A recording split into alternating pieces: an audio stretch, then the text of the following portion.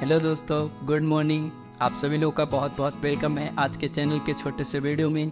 आज इस वीडियो में मैं एक ऐसे महान पुरुष की जीवन से जुड़ी कुछ महत्वपूर्ण तथ्यों को आप सबके सामने प्रकट करने वाला हूँ, बताने वाला हूँ, जिनसे हम लाइफ में बहुत सारी चीज़ें सीख सकते हैं और अपने जीवन में उतार कर बहुत ही खुश और बहुत ही एक इंस्पिरेशनल और एक ऐसी लाइफ बना सकते हैं जो हमारे लिए और हमारे आने वाले भविष्य के लिए बहुत ही महत्वपूर्ण साबित हो सकता है।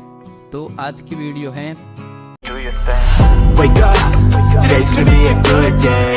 Wake up, today's gonna be a good आप श्लोक के माध्यम से इस वीडियो को पहचानेंगे। तो श्लोक शुरू करते हैं। सीताराम चरित अति पावन, मधुर सरस अरुअति मन भावन। जी हाँ दोस्तों, आज मैं आप सब लोगों को कुछ ऐसे महत्वपूर्ण बिंदु बताना चाहूँगा जो मैंने मर्यादा पुरुषोत्तम भगवान श्री राम से सीखी है, और इस पावन अवसर पर मैं इन बातों को आप सबसे शेयर करते हुए बहुत ज़्यादा हैप्पी फील कर रहा हूँ, क्योंकि मैं अपनी लाइफ में जो कुछ भी भगवान श्री राम से सीखा है, मैंने जो भी सीखा है, उम्मीद है कि आप लोग भी वो चीज़ सीख पाएंगे और कुछ बिंदुओं से ही सही जीवन में निरंतर बढ़ना बहुत आवश्यक है। और वो तो उदाहरण है, एक ऐसा उदाहरण जो बीते और आज और आने वाला कल युगों युगों तक, जन्मों जन्मांतर तक जिनका नाम लिया जा रहा है और लिया जाएगा। तो भगवान राम, मर्यादा पुरुषोत्तम श्री भगवान राम से जो कुछ भी मैंने सीखा है, उन महत्वपूर्ण बिंदुओं को चलिए शुरू करते हैं। तो दोस्तों, उनमें पहला बिंदु है वो है बंधुत्व। देखिए दोस्तों, बंधुत्व का पहला अर्थ होता है भाईचारा, जो हम सबको ये चीज़ सिखाता है कि भगवान श्री राम जिस प्रकार अपने भाइयों से प्रेम करते थे, अपने चारों भाइयों से जिस प्रकार बातें करते थे, जैसा उनका रहना था, उनसे बात करने का तरीका था, उनसे हमें सीखना चाहिए कि आखिरकार भाईचारा होता क्या है। लोग आज के युग में भाई भाई का लड़ना नॉर्मल मानते हैं, आम बात मानते हैं। मैं कहता हूँ क्यों मानते हैं? अगर कोई लड़ रहा है तो क्यों लड़ रहा है? आई नो कि आज की लाइफ में पॉपुलेशन इतना ज़्यादा है कि लोग भाई भाई में भी कोई ऐसा व्यवहार नहीं रखते जो तारीफ़े काबिल हो। हर वक्त लड़ाई हो सकती है, हर वो जगह लड़ाई हो सकती है, चाहे कितना भी प्यार हो। It's the reason of population. और आज की समय में सोच का परिवर्तन, कहते हैं ना कि इंसान को समय के साथ बदलना चाहिए, उसी प्रकार इंसान बदलते जा रहा है और हर वो चीज़ कर रहा है अपने लिए, ना कि दूसरों के लिए, और भाई भाई का प्रेम नहीं रह गया। तो इसका कारण है कि हमारे अंदर बंधुत्व, भाईचारा नहीं है। तो दोस्तों, हमें भगवान श्री राम से बंधुत्व का गुण सीखना चाहिए कि छोटी छोटी गलतियों में जिनको हम नॉर्मल कहकर छोड़ देते हैं, उसमें भी हमें भगवान की तरह माफ़ी मांगनी चाहिए, अपने बड़े भाई के प्रति आदर रखना चाहिए और अपने छोटे के प्रति स्नेह रखना चाहिए। यह हमें भगवान श्री राम से सीखना चाहिए। अब जो दोस्तों दूसरा महत्वपूर्ण पॉइंट है वो है दोस्तों प्रेम वाणी।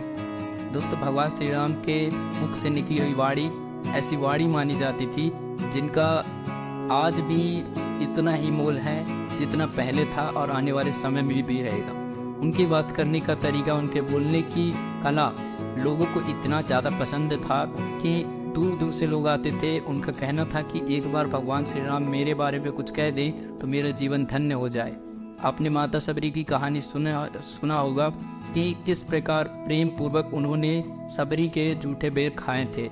इस बात का अंदाज़ा इसी कहानी से लगाया जा सकता है कि भगवान श्री राम प्रेम वाणी, प्रेम से बात करने के लिए क्यों जाने जाते थे।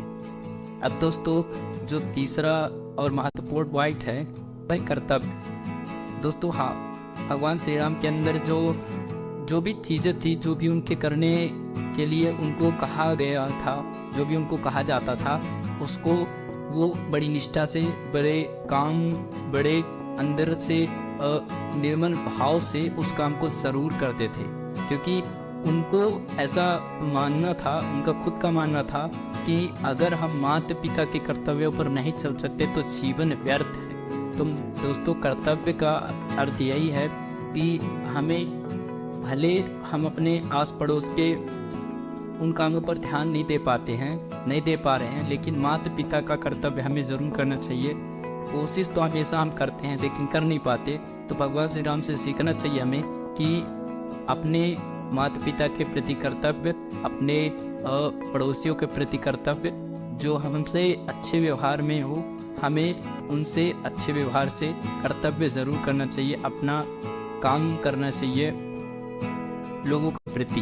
अब दोस्तों, चौथा पॉइंट है दोस्तों त्याग। भगवान श्री राम की त्याग की कहानी जो जन्मों से चली आ रही है वो ये है कि लोगों का मानना था कि भगवान श्री राम इतने ज़्यादा त्यागी थे। आप लोगों ने सुना है कि जब भगवान श्री राम को माता कैकेयी ने पिता दशरथ से एक बार कहा कि भगवान राम को वनवास भेज दीजिए 14 वर्षों के लिए, उन्होंने वरदान में मांगा। तब भगवान श्री राम को जब यह कहा गया, मजबूरी में दशरथ, उनके पिता दशरथ ने कहा, लेकिन फिर भी भगवान श्री राम बिना किसी आर्गुमेंट के, एक पल में, बिना प्रश्नों के, उस राजपाट को, उस सुख सुविधा को त्याग कर वन की ओर निकल पड़े। उन्होंने एक ऐसा क्वेश्चन भी नहीं किया कि मैंने गलती क्या की है। तो उन्होंने अपने राजपाट का त्याग कर, सुख सुविधा का त्याग कर दुनिया को ये संदेश दिया कि त्याग एक ऐसी चीज़ है जो आपको, ऐसी चीज़ों का त्याग जो बुरे हैं आपके लिए, बुरी आदतें हैं, उनका त्याग आपको जीवन में हर मोड़ में कहीं ना कहीं सफल बनाती है। तो दोस्तों, भगवान श्री राम के पास त्याग की एक नई सुबह, एक नया रूप था जो हमें भगवान श्री राम से सीखना चाहिए। तो दोस्तों, वीर, आप सब तो जानते हैं कि महापराक्रमी रावण को भगवान श्री राम ने कैसे मात दिया था, कैसे उनके लंका पर विजय पाया था। उनके अंदर की वीरता, उनके अंदर का जो इंस्पिरेशन और जो मोटिवेशन था वो ऐसे लेवल का था जो आज मुझे नहीं लगता किसी के अंदर होगा। इतना ज़्यादा उनके अंदर कॉन्फिडेंट था कि वो कुछ भी करने के लिए तत्पर होते थे। उनके अंदर ऐसी शक्तियाँ थी जो उनको वीर बनाती है। और वीर का मतलब यह नहीं कि आप अपने बल का प्रयोग किसी दूसरे पर करें, बल्कि बल का सदुपयोग करें। और भगवान श्री राम ने हमेशा अपने बल का सदुपयोग किया, जो हमें भगवान श्री राम से सीखना चाहिए। मेरे दोस्तों, बलवान, आप सब तो जानते हैं कि भगवान श्री राम कितने ज़्यादा शक्तिशाली थे। उनके अंदर की जो क्षमता थी, जो हर किसी के बस की बात हो ही नहीं सकती। उनके अंदर का जो बल था वो बड़े बड़े महापराक्रमियों को भी मात दे सकता था। और इसका सबसे बड़ा उदाहरण जो तीनों लोक का विजेता था, जिसने भगवान इंद्र को हराया था, रावण, उस पर भगवान राम ने विजय पाई थी। तो हमें भगवान श्री राम के बल का अंदाज़ा इसी युद्ध से लगाया जा सकता है कि बल और बल का सदुपयोग श्री राम कैसे किए थे और हमें कैसे करना है अपने लाइफ के फेजेस में, अलग अलग फेजेस में कैसे कैसे उसको उपयोग करना। 7वां पॉइंट है विवेक, बुद्धि। भगवान श्री राम की बुद्धि, जिसका अंदाज़ा आप इस कहानी से लगा सकते हैं कि उन्होंने मात्र भगवान लक्ष्मण के साथ माता सीता, मतलब अपनी पत्नी सीता को ढूंढने 2 लोग ही निकल पड़े। उनके अंदर का ये बुद्धि विवेक था कि मैं सीता को, अपनी पत्नी सीता को कैसे भी, नॉट फॉर द रीज़न कि मैं हार जाऊंगा, मैं कैसे लाऊंगा, कैसे भी मैं माता सीता, मतलब अपनी पत्नी सीता को लेकर ही लौटूंगा।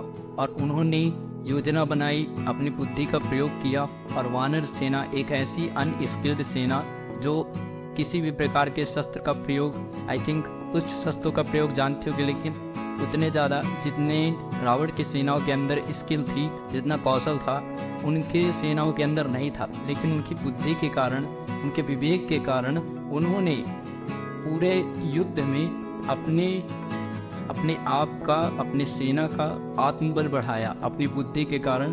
और छोटा सा ये स्टेप जो उनको कॉन्फिडेंट बनाता है, जो उनको बुद्धिमानी का सबूत देता है, और युद्ध को जीत लिया उन्होंने। दोस्तों, 8वां पॉइंट है दम।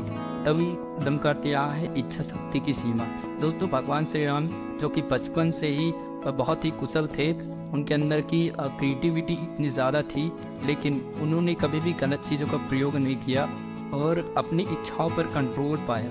उनके अंदर जो इच्छा थी उसको पहले अपने पिता, अपने माता, अपने भाइयों की इच्छा को देखते हुए तब स्वयं की इच्छा प्रकट करते थे। और ऐसी इच्छा जो अपने लिए ही नहीं अपितु भाई के लिए, अपने परिवार के लिए, समाज के लिए, समाज कल्याण के लिए क्या हो, सही हो, उन इच्छाओं पर वो सोचते थे, उन इच्छाओं पर विचार करते थे। और वो इच्छा जो स्वयं की हो, जो आई थिंक अपने अलावा किसी का भला ना करे, वो भगवान श्री राम ने कभी भी अपने जीवन में शेयर नहीं की। आप लोगों ने पूरे उनके जीवन काल को रामायण जैसे महत्वपूर्ण पुस्तक में सुना है, देखा है, तब आप जानते होंगे कि उनके अंदर की जो इच्छा थी वो इच्छा शक्ति की सीमा क्या थी।